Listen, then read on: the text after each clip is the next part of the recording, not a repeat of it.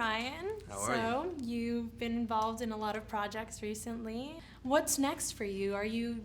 You have such a triple threat. You've proved that you could dance, sing, act. What are you focusing on? Growth. That's all I care about.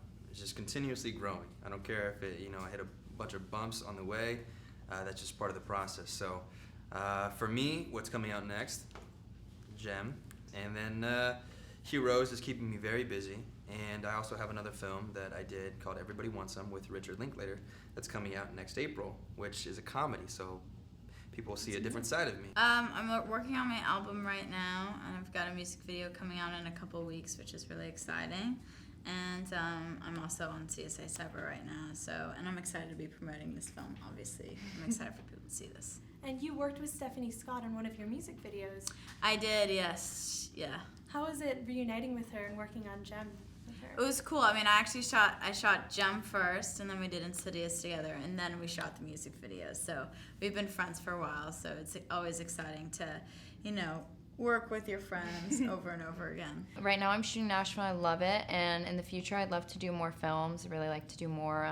I really want to release an album within the next year or two. Yeah, just kind of see where life takes me. How was your experience working with the cast of Gem? It was awesome. They were all awesome because they were very fun girls. Hayley's always joking around. Aubrey is always singing. She's always working on her vocals, and then Stefanie's just so freaking cute. Aurora is awesome. We had a couple of chats, and everybody's just giving, loving, and sharing. Do you see a lot of similarities between you and Gem? Not really. No, I think the only similarity is that we both really don't know how to use the internet very well. Yeah. But same bone structure. Same face. Very relatable. What do you think makes Gem and the Holograms a unique story that would stand out against other coming-of-age films? I think the fact that it is empowering for anybody, but the fact that it's led by 4 teenage girls is, I think, much different, and you don't see that very often. Did you approach this role wanting to emulate the character exactly, or did you incorporate your own flair to Gem? We definitely incorporated our own flair. I mean, I think John Chu really wanted to break down the characters. Who are these girls pre-fame? And so I definitely think we did a lot of character development. In what ways do you identify with Kimber? Do you notice any similarities between yourself? I mean, not a lot. I was the youngest out of the group, so I think energy-wise, I was the youngest out of the 4 of us, and so is Kimber, obviously. She's fearless and naive and just fun. If anything, I learned just how to be more open from her rather than kind of more guarded. How's your experience with the producer, Scooter Braun? How involved was he?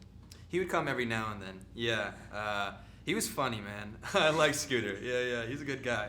It was great. I mean, I think that, we're doing pop music, and he's the king of that. So I think the music was handled with a lot of care.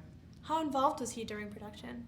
He was pretty involved, especially in the beginning. We spent 2 weeks in the studio recording. So yeah, especially with mostly the music stuff. He came to all the live performances and things. Did you have any artistic input regarding the soundtrack? And also, what was your favorite number? I didn't have any artistic input because I think they were like, you're a dancer, just act like you can sing, okay, you know what I'm saying? But as far as, I think there's one song with just Aubrey, and not to count out any other girls, but that song in general, just for me, was one of the best songs, just because the way they lit the scene. It was in this parking garage, and they had a couple dancers behind her. It was just an amazing experience, and that song was just unbelievable. It looked like a music video. Performance-wise. The best performance was Youngblood, because it was our first time all performing together. But I liked to sing alone together the best, because it was stripped down and just acoustic, She sang it live, vulnerable. I think, right? Yeah, it's live, so I mean that really resonates with me. The finale, because I just had these 2 big drums, and I just felt like I could. And you had fire behind her and lasers and smoke. Yeah. And would you say the heart of the original 80s Gem has come through in this live-action film? I think a variation of the 80s film, or the 80s cartoon, has come through, because we obviously had to implement new ways to introduce this new generation to Gem. So it's got the essence of Gem, but it's new enough to keep people intrigued. I think whenever you're recreating something, you have to be careful because it already has such a large fan base, and you really want to do it justice. So there is some pressure that comes with that, but The fan base is so loving. I mean, just the people who love Gem are so cool and just so loving for it already. So I think some of that is transferred. It's the message. I think that's obviously it's a modern day version of the show, but I think the message of empowerment and embracing yourself are still there. Gem and the Holograms has so many central themes, such as acceptance, individuality, and confidence. What would you say would be the primary message that audiences should go home understanding about Gem and the Holograms? I think, staying true to yourself and looking to your family and friends and keeping them close to you. Yeah, and I think that you can find happiness in other ways besides fame and fortune, and maybe you find happiness through your friends and family. And you don't need all the glitter and glamour to be happy.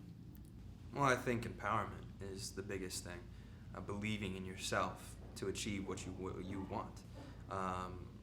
And I think just realizing that not everything, great is, easy. It doesn't come easy in life. You have to really want something to achieve this superstardom, this greatness that you feel like you deserve.